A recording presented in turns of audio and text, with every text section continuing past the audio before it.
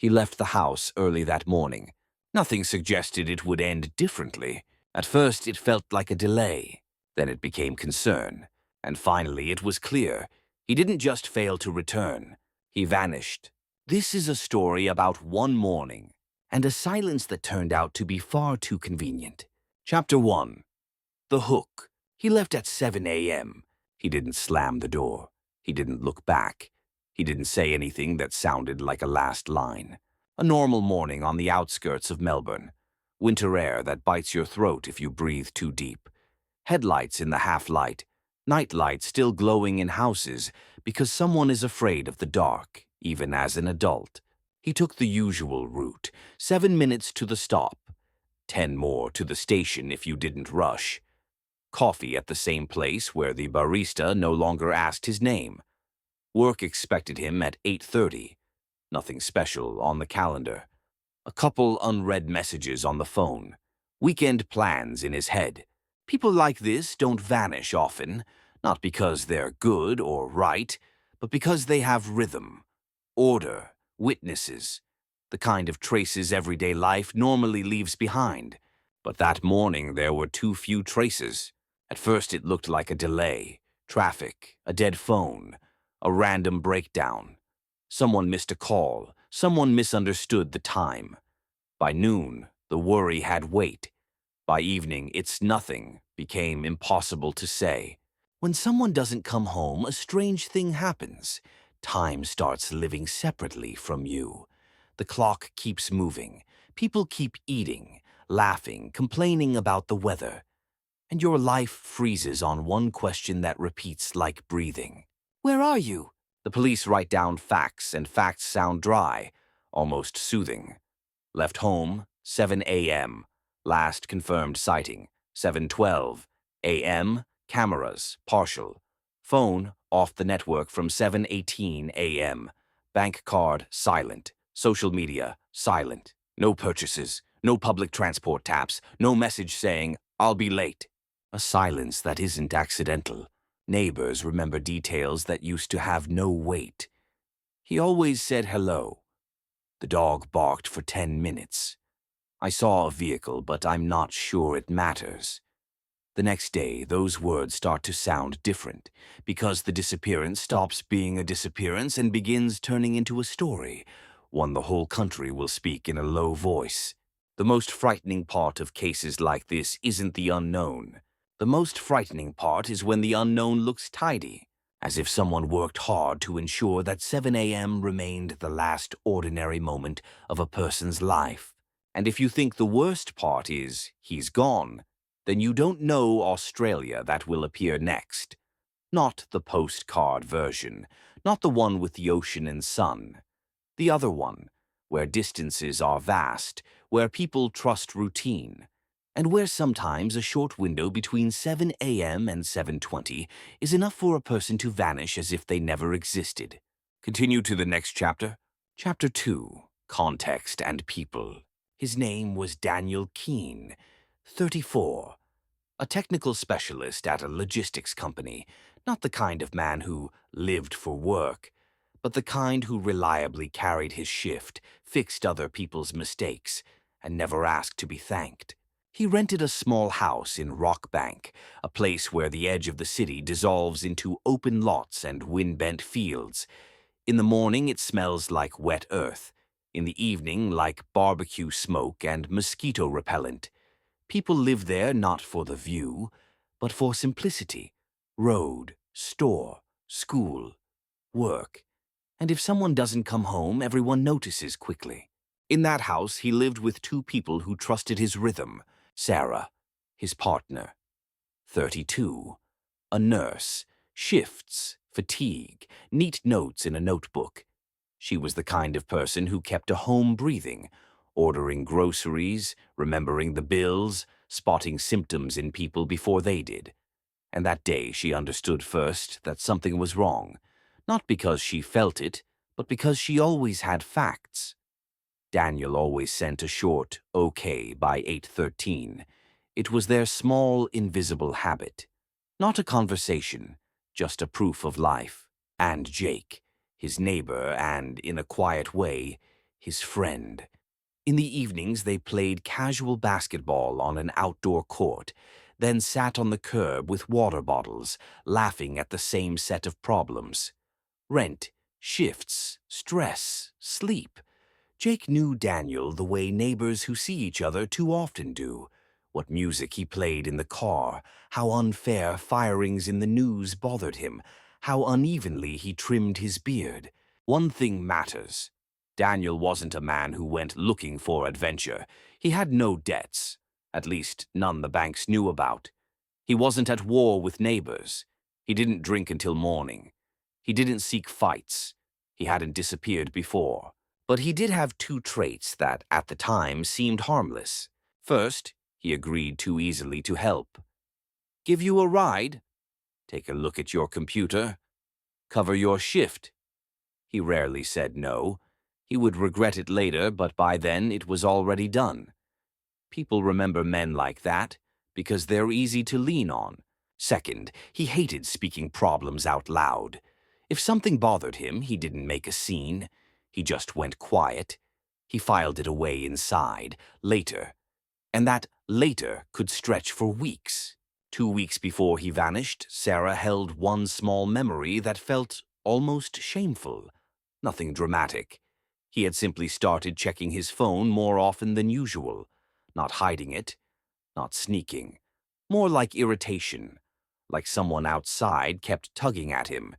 Once he stepped outside to get better signal, even though signal in the house was usually fine. It looked like ordinary exhaustion. Logistics work can do that. Every day is other people's parcels, other people's errors, other people's deadlines. Nervousness is common. At work, people described him the same way. Quiet, precise, not confrontational. But one colleague said something that, in cases like this, always arrives too late. In the last few days, he looked like someone was evaluating him. No one knew who or why. When the police first came to Sarah, she tried to speak logically. Contacts, route, cameras, stations. But in that first conversation, the detective didn't ask about streets. He asked about character. Could he say no? Sarah paused too long, and in that pause, the first shadow appeared. If a person can't stop others, someone eventually learns how easily they can step over him. Continue to the next chapter. Chapter 3. Escalation. The first 48 hours are always deceptive. They still contain a lot of hope, a lot of ordinary explanations. A lot of people who genuinely believe he'll turn up, he'll just contact someone. And that's why those hours so often miss what later proves to be the key. Sarah called everyone she could. She started with the obvious: co-workers, his boss, friends. Then the less obvious, old acquaintances he barely spoke to. She stared at Daniel's contact list as if it might reveal the exact minute life turned the wrong way. The police followed procedure. Their restraint can feel like coldness. They asked about clothes, shoes, possible addictions, mental health. They asked what they have to ask, and sometimes it sounds like suspicion, even when it's just an algorithm. Clothes, a dark jacket, work boots, a backpack. Documents, with him. Keys, with him. Phone, with him, then off network. Cash, a small amount. Plans, ordinary. Cameras. At first, cameras felt like salvation. Australia likes cameras, stations, intersections, stores. A habit of security that creates an illusion of control. But along Daniel's route, they found a strange gap. On one camera, he walks fast, slightly hunched like someone cold. Backpack on one shoulder, face partly hidden by a scarf. Time, 7:11. After that, nothing. Several cameras on the next street didn't catch him at all, as if he turned where there were no cameras, or where someone already knew exactly where there were none. It still didn't sound like a crime. Not yet. Then witnesses appeared. And witnesses, as always, were imperfect. One woman said she saw a man like Daniel near a gray van. She didn't remember the plate, only that the van was parked too close to the curb, like the driver was in a hurry. She gave the time uncertainly. Between 7 and half past.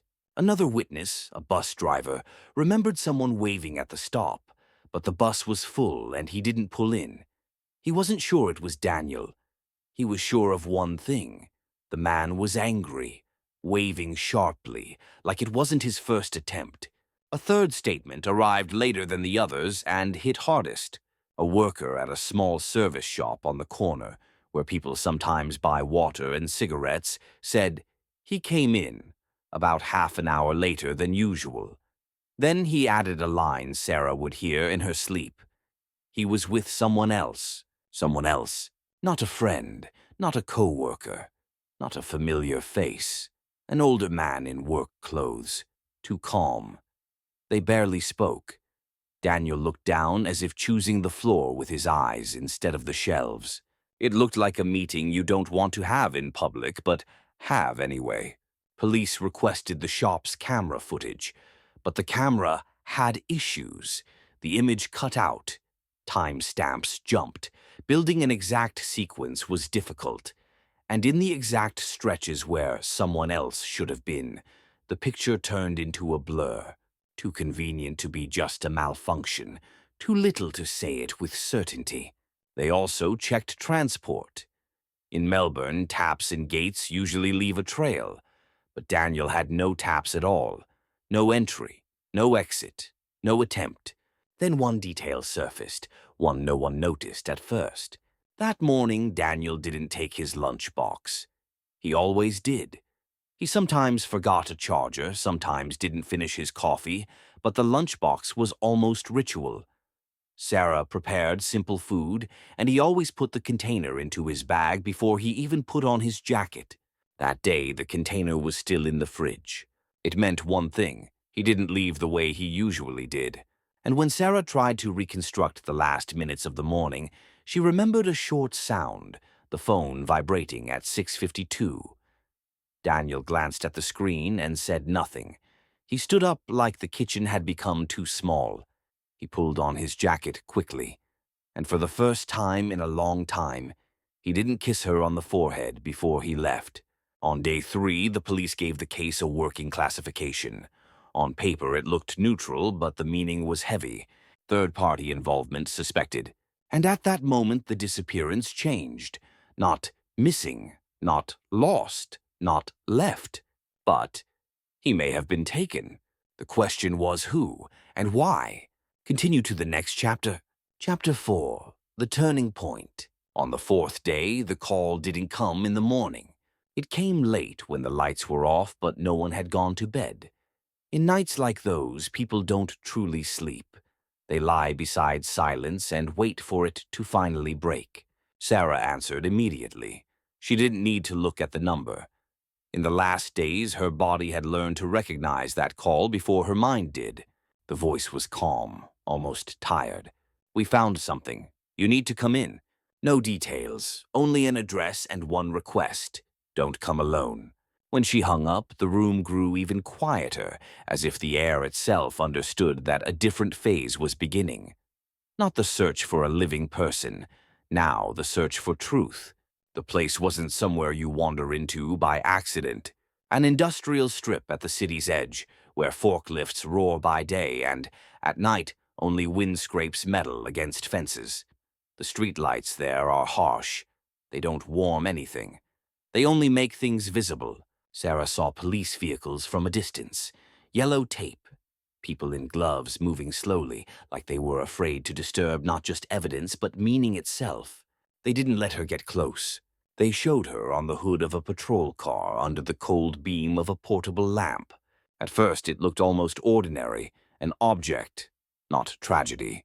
A security badge, a plastic card with Daniel's photo, scuffed at the edges because he carried it every day.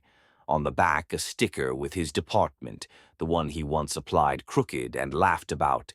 Well, that's what you get when your hands aren't built for neat work. Now it wasn't funny. The badge had been found in a storm drain beneath a grate. No one lifts often, where rainwater carries off small trash and anything someone needs to hide quickly. Not deep, not forever. just enough to make it disappear from sight. And with the badge, they found something else, a short strip of fabric, dark, thick, threads frayed at the edge like it had been torn hard. The forensic tech didn't say blood. He didn't say much at all, but the way he held the evidence bag made the meaning clear. Sarah didn't cry, not at first. She just stared at the photo on the badge, his face from a day when life was still normal, when he was probably rushing, annoyed at the camera, thinking about something small and ordinary. Then the worst thought arrived. The badge couldn't end up here by itself. You don't drop it into a drain on your way to work. It doesn't fall into a storm grate by accident. That isn't where it goes if a person is safe. The detective, the same one who had asked on day one whether Daniel could say no, stepped closer. He spoke gently, like each word could physically wound. "We believe he was here, or nearby, and that he wasn't alone." Sarah tried to ask, "Are you sure?" But the word stuck. Certainty lived in the scene itself. The tape, the gloves, the way the police no longer looked at her like someone who simply needed to calm down. Now they looked at her like someone who would have to endure what came next. While forensics worked, she heard an officer murmur to another, "Check the cameras around the perimeter again, even private ones, even the ones that don't record." She remembered that line exactly, because it meant somewhere nearby an image existed, a moment you could see. And if you saw it, everything would change for good. 20 minutes later, the detective returned. His hands were empty, but something in his face had shifted. No panic, no triumph, just the weight of a decision. "We have video," he said. "Not very clear, but clear enough." He didn't show it to her. Not here. Not like this. He only added, "You can see the moment he stops being a man who's just going to work. At one point, he becomes a man someone is guiding. And in that moment, the disappearance stopped being a mystery that could be blamed on chance. It became a crime someone committed deliberately. And somewhere close to that industrial strip, someone was still living an ordinary evening. Dinner, television, closed curtains. Because the most disturbing thing in real stories isn't that evil exists. It's how calm it can look from the outside. Continue to the next chapter. Chapter 5. Fallout and Discovery. The footage the detective mentioned wasn't cinematic. There were no sharp faces, no perfect angle, none of the clarity people expect from TV. It was a private camera on a warehouse yard. The angle was awkward, like it wasn't meant for truth, just insurance against petty theft. But it had the essential thing. Daniel appears not as someone rushing to work, but moving slowly, too controlled. Beside him, two men in work gear, reflective strips, hoods. One keeps his hand close to Daniel's elbow, not grabbing but signaling power. The other walks slightly ahead and opens the gray van's door.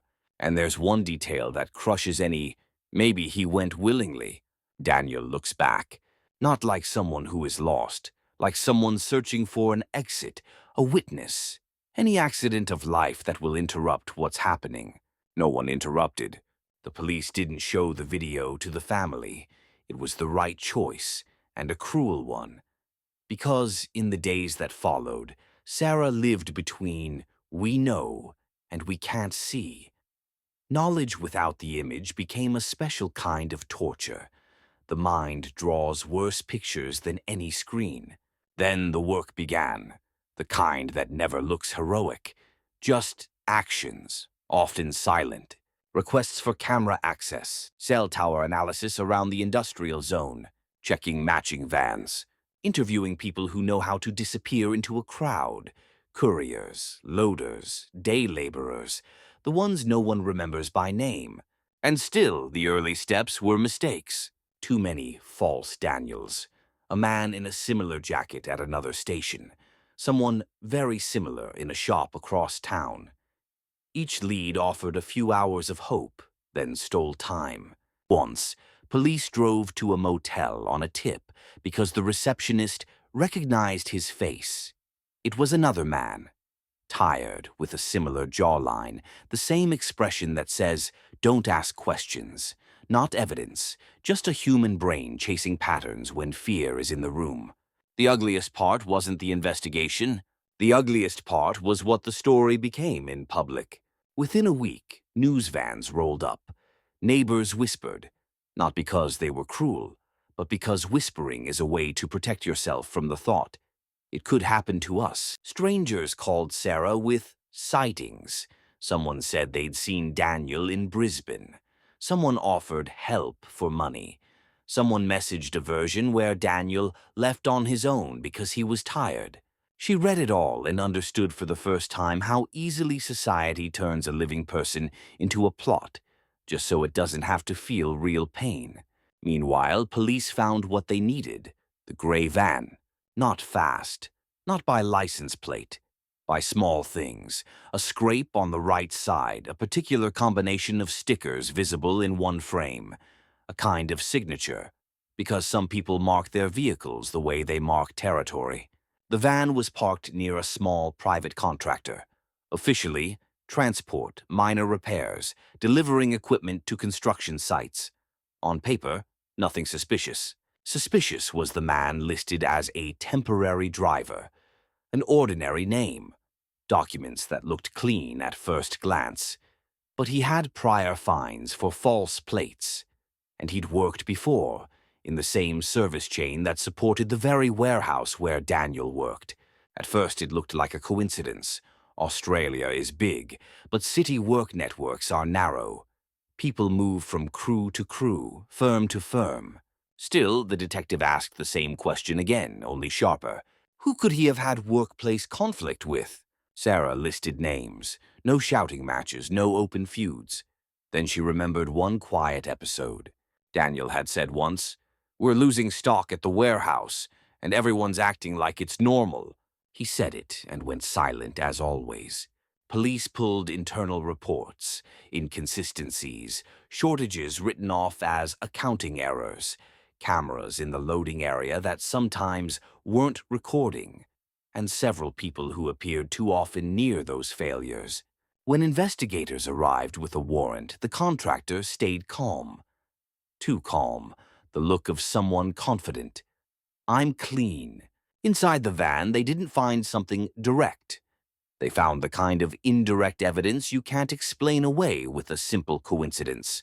Signs of deep cleaning, freshly replaced upholstery on the passenger seat, a strong chemical smell that lingers for weeks, and microscopic fibers matching the strip found in the storm drain. Not enough to close the case, enough to widen it sharply. In the following days, police worked as if they'd been given a chance, and as if that chance could die at any moment. They mapped phone connections around the industrial area and saw a pattern. 3 numbers that lit up in that sector at the right time and then went dark, like disposable matches. One of those numbers appeared again elsewhere, near an ATM 2 kilometers from the yard. The camera caught a hooded person checking a balance but not withdrawing cash. Checking, like what mattered wasn't taking money, but confirming something. That's when a word entered the case. One no one wants to hear, but everyone understands. Ransom. Sarah didn't learn it from the news. The detective told her quietly, in an office with maps and printouts on the wall. "We suspect an attempt at pressure," he said. "We won't discuss details by phone. If anyone contacts you, don't respond alone. Call us immediately." Something inside Sarah broke, not because it offered hope, but because it meant Daniel had become an instrument, someone else's tool. And here came the most brutal human consequence: guilt without logic. She replayed the morning second by second, as if she could undo it, as if she could have held him in the kitchen for one more minute, and the men in the van would have given up and left. As if the world worked that simply. 3 weeks after the disappearance, police carried out the first major raid. Multiple addresses at once. The contractor, 2 temporary workers, 1 warehouse employee no one would have called dangerous, quiet, family-oriented, tidy. Sometimes those are the most frightening people. Not because they're monsters, but because they know how to be invisible. That day, Sarah was asked to come in again. This time, it wasn't an industrial yard. It was a room where items lay neatly sealed in evidence bags on a table. The police didn't offer hope in advance. They showed facts. And among those facts was something Sarah recognized instantly: a house key. A chip in the plastic Daniel once made when he dropped the key ring on concrete. She remembered the sound. She remembered him muttering, annoyed. Of course, the key hadn't been found at home, not with Sarah, not in a jacket pocket. The key was found inside a toolbox belonging to one of the suspects. It meant someone had held a piece of Daniel's life in their hands, like a trophy, like proof of control. That same evening, the detective said a line that made the room feel smaller. "We believe he may have been alive for some time after he was taken." It wasn't comfort. It was a new level of horror, because then every day since that morning became a day he might have been waiting, and a day someone else was making decisions near him. Continue to the next chapter. Chapter 6, the ending. The ransom contact never came. No message, no call, no demand. Only what police already had: the van, the disposable numbers, the signs of cleaning, the key in another man's toolbox, and the footage where Daniel stops being a man and becomes someone's problem to manage. It happens. Not every abduction is about money. Sometimes it's about silencing a person. Sometimes it's about forcing obedience. Sometimes it's punishment for being an inconvenient witness. As police untangled the chain of contractors and warehouse write-offs, the picture became clearer and more terrifying at the same time. Small shipments had been disappearing for years, not loudly but quietly enough to dissolve into statistics. On paper, it looked like ordinary human error: missorts, labeling mistakes, losses in transit. And only one man, quiet and precise, had asked questions a few times. Questions you don't ask if you want a calm life. Sarah learned that last. She told herself that if she'd known sooner, she would have stopped it, talked him out of it, begged him not to get involved. But the truth was, Daniel barely spoke about it. He was the kind of person who carried things alone and stayed quiet. He didn't play at being a hero. He simply couldn't pretend everything was fine when he could see it wasn't. The most damaging part of this kind of case is when the motive is small. Not passion, not jealousy, not a loud tragedy you can explain with human words, but accounting. Cheap stock. A scheme. People who got used to treating the world like a dark warehouse and a spreadsheet where any number can be rewritten. One suspect agreed to talk once he realized their story wouldn't survive in court. He didn't confess to the worst. He started with what was convenient. "We wanted to talk. We panicked.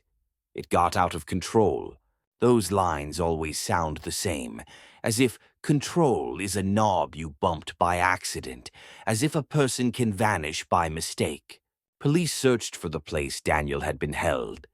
Garages, containers, back rooms, abandoned sheds. Anything that can be hidden behind a locked gate and a sign that says private property. They found traces of presence. Not a body.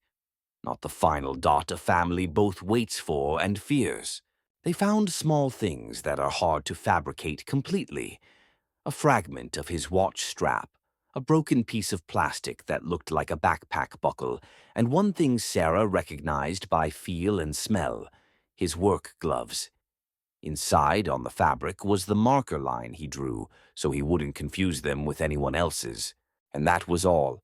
As if someone had done everything possible to keep Daniel's life not ended, but cut off, so the family would live forever in the corridor between hope and acceptance. The trial was long, heavy, and nothing like a movie. There were no dramatic confessions, no moment when truth stands up and the room applauds. There were papers, forensic reports, testimony from people trying to look ordinary. There were attempts to shift blame. "I didn't know. I didn't see. I just drove." And there was Sarah, coming to court every day like it was a job, except this job paid nothing and took what was left of her strength. Some were convicted. some for kidnapping and conspiracy, some for hiding evidence and participating in the scheme. The language was precise, legal, cold. But no legal phrase can replace the simple human answer a family needs more than any sentence. Where is he? Sometimes these stories end with a discovery, and it brings pain, but it also brings shape. A funeral, a place to go, a date you can say out loud. Sometimes they don't. In Daniel's case, the dot never became a dot. Months later, police stopped parking outside the house. The cameras left. Neighbors stopped whispering. The city returned to its traffic, its coffee, its Mondays. Only Sarah's time stayed broken. She kept his mug on the top shelf as if he might return and reach for it. Not out of superstition, out of a habit you can't erase by force of will. Daniel's phone never turned on again. Not once. At night, Sarah sometimes thought she heard a vibration, the same one at 6:52. And every time she remembered, he looked at the screen and said nothing. And he left. The most shocking crimes aren't always the ones with loud details. Sometimes the most shocking thing is how quietly a person can vanish in a country that feels controlled, and how easily someone else's greed, someone else's fear, someone else's confidence in impunity can turn an ordinary morning into a hole that never closes. He left at 7 a.m., and Australia learned how little it takes for a home to wait forever for footsteps in the hallway.